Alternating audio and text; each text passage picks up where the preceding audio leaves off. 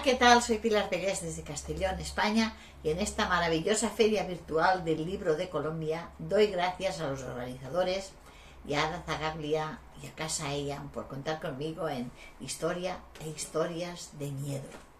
Yo les hablaré del viernes 13, viernes 17 o martes 13, el supuestamente día de la mala suerte en diferentes lugares. Vivimos en una sociedad en la que la imagen lo es todo. Hemos de tener un buen aspecto, aparentar seguridad para tener cierto estatus en ella. Nos reímos continuamente del miedo y fingimos que todo va bien, aunque muchas veces lo que hacemos es aparentar que esas situaciones incómodas para no salirnos de nuestra zona de confort.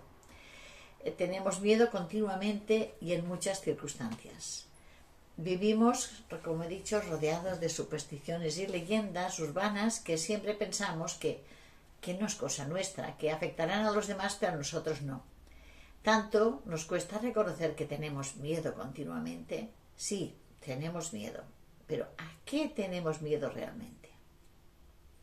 Hace tiempo escribí un ensayo que se llama Miedo sí, pero ¿a qué? Que como está en forma de libro, que como todos mis libros pueden encontrar en Amazon y en ebook y en papel. En él muestro un bagaje cultural que hay detrás de esta superstición popular y diferentes hechos históricos que fueron cruciales para que este número adquiriera la fama que hoy tiene. También hablo de los dos tipos de literatura de terror que han aparecido a lo largo de la historia. Por un lado están los autores como Alfred Hitchcock de la película Viernes 13, y por otro está esta literatura en la que aparece la violencia de género, el auténtico terror del siglo XXI. Vamos a ver unas curiosidades sobre el número 13 en la historia. Se ha considerado que un viernes que cae el día 13 es la señal de mala suerte o mal augurio, se cumpla esto o no. Lo cierto es que muchas personas sufren ante ansiedad hasta la simple idea de estar en esta fecha y padecen fobias relacionadas directamente con la superstición. Para algunos el mito tiene orígenes bíblicos, ya que Jesús fue crucificado un viernes. Había 13 personas en la última cena, la noche de la crucifixión. Judas era el número 13 y todos lo asocian a la desgracia también del 1307, cuando un viernes 13, hace 700 años, el rey Felipe IV inició una brutal persecución a la orden de los caballeros templarios y esto provocó el arresto masivo de los miembros y la extinción de la orden y lo que se llamó la maldición de los templarios. Te voy a hablar brevemente de ello. Se sabe poco sobre los orígenes de este día y algunos lo asocian también al libro publicado en 1907 llamado Viernes el 13, publicado por el corredor de bolsa estadounidense Thomas Lawson, que sirvió de inspiración en la mitología del Viernes 13 y culminó con películas y series de televisión en los años 80. Con todos mis respetos a las creencias personales, decirles que este miedo es algo cultural, ya que en algunos países como Italia el día de la supuesta mala suerte no es el viernes 13, sino el viernes 17, y en España es el martes 13. En cambio, en algunos países anglosajones es el viernes 13. En resumen, el posible día de la mala suerte aparece en todas las culturas, pero en diferente día. Es curioso, ¿no les parece? Y voy a hablarles de esta maldición de los templarios. Resulta que fue un 13 de octubre de 1307, cuando bajo las órdenes de Felipe IV de Francia, también llamado Felipe el Deseado, un grupo de caballeros templarios fue capturado y llevado al tribunal de la Inquisición para ser juzgados y condenados por unos supuestos crímenes contra la cristiandad. Como fueron torturados, acabaron confesando, aunque eran inocentes. Había rumores que había motivos económicos, entonces Felipe IV debía muchísimo, los templarios eran ricos, prestamistas, y Felipe IV les debía muchísimo dinero, y capturarlos y acusarlos ante la Santa Sede de alguna manera se escapaba de su deuda. La acusación produjo que fueran detenidos la mayoría de los miembros y otros se apartaron y de alguna manera se estaba extinguiendo la orden.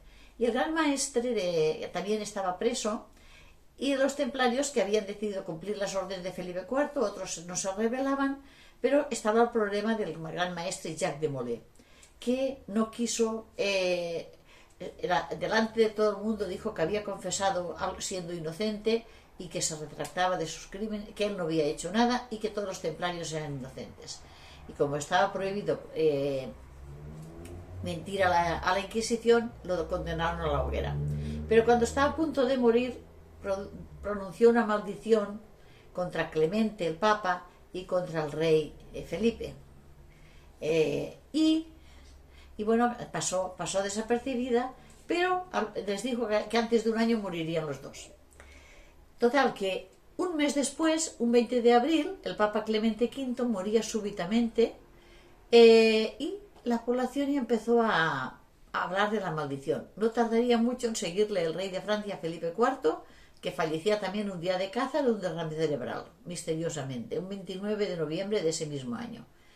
Y además, esta maldición se extendió a los tres hijos de este, Luis X, Felipe V y Carlos IV, a todos sus descendientes. Sea o no sea cierta la maldición, probablemente a lo mejor sean casualidades, no lo sabemos, pero ocurrió y la gente empezó a hablar de la maldición.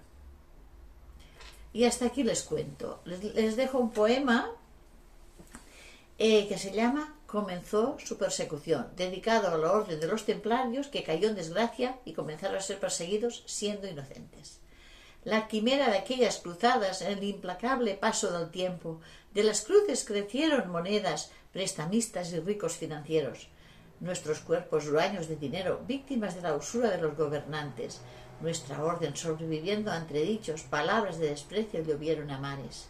Los gobernantes, ahogados por la ambición, entraron en el orden sin atisbos de bondad, negocios destrozados hasta la perdición, los ruines rompieron nuestra dignidad. Acusados por los destellos de gloria, fuimos víctimas de un fatídico destino. Ruines buitres se comieron nuestra honra, picotearon y desterraron nuestros principios. Se nos comió la ruin ambición, la orden del temple se extinguió, víctimas de la brutal persecución, nuestro sueño blanco se murió.